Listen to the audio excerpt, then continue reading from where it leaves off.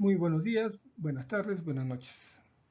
En esta oportunidad vamos a entrar a un curso nuevo a partir de este año que es emergencias traumatológicas. Dentro de una de las emergencias traumatológicas más frecuentes es las luxaciones. A continuación vamos a hablar de luxaciones del miembro superior, pero haciendo énfasis en qué? En luxación de hombro.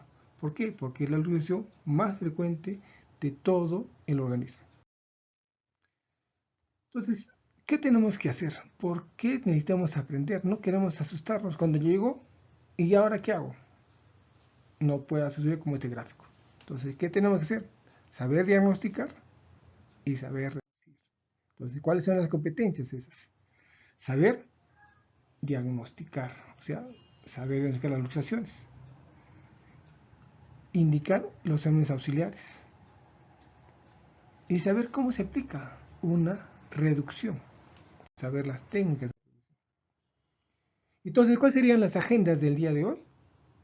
Es la definición, los tipos de luxación, una introducción a una anatomía clínica, la clínica de las luxaciones, qué tratamiento corresponde y después vamos a hablar luxación de codo, luxación acromioclavicular y otras luxaciones del miembro superior. Entonces, lo primero que tenemos que ver acá es el mecanismo de lesión para diagnosticar una luxación. Entonces, si ustedes ven la placa radiográfica, en la placa radiográfica, ¿qué encontramos? Encontramos una cabecita de quién es, de húmero, ¿no? Húmero proximal, la glenoides, el acromión. Esta es una anatomía normal. Entonces, ¿qué va a pasar cuando hay una lesión? Se va a perder esta anatomía, o sea, pérdida de la congruencia articular. En el caso del hombro, además de un bloqueo articular, se presenta el signo de la charretera. Como ven, el hombro es convexo. Acá se ha hecho en un ángulo recto, signo de la charretera. Entonces, ¿qué van a ver? Van a ver esta incongruencia articular que se va a manifestar con dolor y bloqueo articular. Además, pérdida de la convexidad, que es el signo de la charretera. Entonces, ¿qué tipos de luxaciones encontramos? Luxaciones traumáticas, luxaciones patológicas y luxaciones por el tiempo. Entonces, ¿cuáles son las traumáticas? Pueden ser directas, indirectas, contractura muscular. Las patológicas pueden ser congénitas, infecciosas o tumorales. Por el tiempo pueden ser agudas, pueden ser crónicas o pueden ser recidivas. Entonces, es importante que es conocer la anatomía de la articulación. Clasificar las luxaciones, es aguda, es crónica. Y si es que estoy solo, tengo que saber exactamente qué técnica de anestesia le puedo aplicar al paciente para que tenga menos dolor y poder reducir. Y para eso necesitamos conocer las técnicas de reducción. Y además, ¿qué complicaciones tiene? ¿Viene con complicaciones o se producen después de una reducción? Entonces, la articulación del hombro tiene movimientos multidireccionales, o sea, tiene todos los movimientos que va a haber. Pero depende entonces de qué, de estabilizadores estáticos y dinámicos entre la cabeza humeral y la glenda o la glenoides, ¿no? ¿Y la incidencia cuál es? 2.8 por 24 por 100 personas al año. Entonces, ¿cuál es la más frecuente de todas? La anterior, que tiene un 96%, a diferencia de la posterior un. ¿Por qué? Porque anatómicamente vemos que la cabeza humeral es grande a diferencia de la glenda. O sea, tiene que darse un pequeño besito. Están así, con un pequeño besito. ¿Y eso qué hace? Que tenga mayor movilidad. Entonces, los mecanismos de lesión es conocer qué pasó con el paciente. Preguntarle, llegar, ¿cómo le sucedió esto? Me caí, me golpearon, me caí con la mano en extensión o me dormí con mi novia con la mano abrazado. O sea, tienen que saber qué le pasó al paciente. Entonces, ¿qué vamos a encontrar? Mecanismo. Puede ser directo, puede ser indirecto, puede ser por movimientos forzados y por ocasiones sin movimientos, ¿no? La resistencia sobre todo. Entonces, ¿qué va a pasar frecuentemente? Caída en abducción con hiperextensión y rotación externa. Mecanismo de luxación anterior de hombro. ¿Y qué vamos a encontrar? Dolor, deformidad en el hombro, signo de la charretera. Ligera rotación externa con abducción, limitación activa y pasiva de los movimientos, o sea, bloqueo articular. Les dije que 96% más abducción anterior que la posterior. Signos que vamos a encontrar: dolor, impotencia funcional, deformidad del segmento, pérdida de los ejes de movimiento, equimosis, bloqueo articular, movilidad normal del segmento y signo de la charretera. Entonces, ¿cuáles son los signos patognomónicos? Signo de la charretera en el hombro es luxación anterior de hombro. Se bloqueó, o sea, bloqueo articular, signo patognomónico. Vean el signo de la charretera, lo toman acá, que produce dolor intenso al movimiento, o sea, se bloqueó la articulación, no puede hacer ningún tipo de movimiento, o sea, bloqueo articular, signo de la charretera. Diagnóstico: luxación anterior de hombro. Entonces, el diagnóstico es clínico, no es, el diagnóstico es clínico. Bueno, vean un paciente que sufre un accidente de tránsito y viene a la consulta con dolor y deformidad en hombro. Entonces, ¿qué miramos en ese paciente? Lo que hay que mirar en ese paciente, ¿qué es? ¿Hay convexidad? Sí hay convexidad. No, no hay convexidad. Sí hay convexidad. Entonces, eso es lo importante en los pacientes, ¿no? Vemos la convexidad del hombro, normal, pero acá se perdió, signo de la charretera. Si le tomo una placa, encuentro una luxación. Entonces, ¿qué más tengo clínicamente acá? Bloqueo articular, signo patológico. ¿Para qué nos sirve la placa? Nos sirve para comprobar la luxación y si no tiene fracturas alrededor de la luxación. Entonces, el examen clínico es importante hacer, tienen que hacerse antes y después del paciente. La inspección del hombro, ¿qué es? ¿Hay signo de la charretera? Entonces, muy probablemente sea una luxación de hombro. Entonces, ¿hay rango de movimientos? No, no tiene rango de movimientos. ¿Hay bloqueo articular? ¿Hay complicaciones neurológicas? ¿Viene con signos neurológicos? No, sí viene. ¿Y hay pulsos? No hay pulsos. Entonces tenemos que ver esto. Entonces con eso vemos, es suficiente, indica que el paciente está con una luxación anterior. A la placa radiográfica, ¿cómo? Veo una placa radiográfica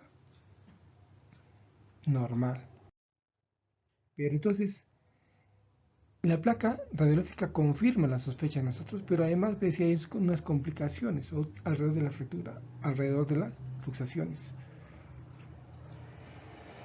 Siempre una placa gráfica tiene que tomarse antes y durante. Vemos una radiografía AP de hombro con una luxación anterior de hombro. Y vemos una radiografía escapular o en Y para ver si la cabeza está centrada o no está centrada. Además, ¿qué tenemos que aprender? Si nosotros estamos solos, tenemos que aprender ¿qué? Técnicas de analgesia. ¿Y cuáles son esas técnicas de analgesia? Nos van a servir para poder reducir y quitar el dolor al paciente, siempre y cuando sea aguda y nosotros nos encontremos fuera de la ciudad de Arequipa, donde nosotros somos los únicos médicos que tenemos que velar la salud del paciente. Por lo tanto, ahí sí podemos hacer la reducción. Pero cuando estamos en la ciudad, es frecuente que la haga el especialista, ¿no? Se llena, se carga silocaína y se coloca en la cápsula articular del hombro. Técnica de reducción. ¿Cuál es el objetivo de una técnica de reducción? Es reducir lo más precoz una luxación para evitar los espasmos musculares. Y entonces, ¿de qué depende una reducción? Depende el tiempo, el éxito es el tiempo y la técnica que uno domina. Acá que vemos la maniobra de Kocher, ¿no? Y la maniobra de Kocher tiene dos, una tracción suave una rotación externa con abducción. Luego, aducción, una rotación interna. Para que no se olviden, 4 movimientos: tracción, rotación externa, abducción y rotación interna. Igual, tracción, rotación externa, abducción y rotación interna. Otro es la técnica de Stepson. Esa técnica de Stepson es colocar decúbito ventral al paciente, como ven en el gráfico, pero que tenemos que anular la fuerza del antebrazo. Entonces, hay 3 gráficos. ¿Cuál es el que dice que está bien aplicada la técnica de Stepson? ¿El 1, el 2 o el 3? El 2. ¿Por qué el 2? Porque cuando coloco el peso o la fuerza en la muñeca, elimina la fuerza del antebrazo. O sea, tenemos que ya va a ser una fuerza longitudinal. La diferencia es que se está agarrando. Quiere decir que ¿quién va a hacer la fuerza? El antebrazo. No va a trasladarse hacia el húmero. Hay otra técnica, ¿no?, que se ha hecho antiguamente y se sigue haciendo en algunos casos. No es recomendable, pero lo único que se puede hacer, pueden hacerlo. Finalmente, ¿cómo termina? El paciente con un vendaje de pulpo o su cabestrillo. ¿Hay lesiones en la alusión de hombro? Sí, puede haber lesiones. 2 características, no lesiones ligamentarias. ¿Quién son? La lesión de Bancar. Las lesiones óseas. ¿La lesión de quién? De Hill-Sachs. Otras pueden haber, sí, fractura de trocánter menor, del troquíter, glenoides y rotador. Algunas complicaciones se pueden presentar, sí, por reductora, sobre todo rigidez articular, fractura, luxaciones alrededor de la articulación, miocitificante, lesiones vasculares o lesiones. Finalmente, para la luxación, lo más frecuente que es la lesión glenohumeral es la más frecuente. La clave para esto, ¿qué es? La reducción más pronto posible. Y la reducción depende del paciente y el dominio de la técnica de uno. Hay que evitar siempre buscar lesiones asociadas. Y para verificar, son 2, clínicamente y radiológicamente. Clínicamente ven que el paciente moviliza. Radiológicamente que se ha reducido exactamente la luxación. Los días lo vamos a dejar para después. Y las otras luxaciones, tenemos una frecuente que es también que le sigue el hombro, luxación acromioclavicular. Acá vemos dónde se puede hacer. Primero tenemos que ubicar el acromión y la clavícula. A este nivel se va a hacer luxación acromioclavicular. ¿Qué grados hay? Del 1 al 6. Entonces, acá vemos luxación acromioclavicular. Entonces, lo que tenemos que clasificar, ¿qué grado es? ¿El grado 1, grado 2, grado 3? ¿Cuándo es grado 3? Cuando se rompen los ligamentos trapezoide y conoide. A partir de 3 se rompe. En el grado 1 y 2 se rompe ¿qué ligamento? Acromioclavicular. Y los ligamentos coracoacromiales, trapezoide y conoide, no se rompen. Por lo tanto, este da un signo de la tecla. ¿Quién se ha roto? Ligamentos trapezoide y conoide.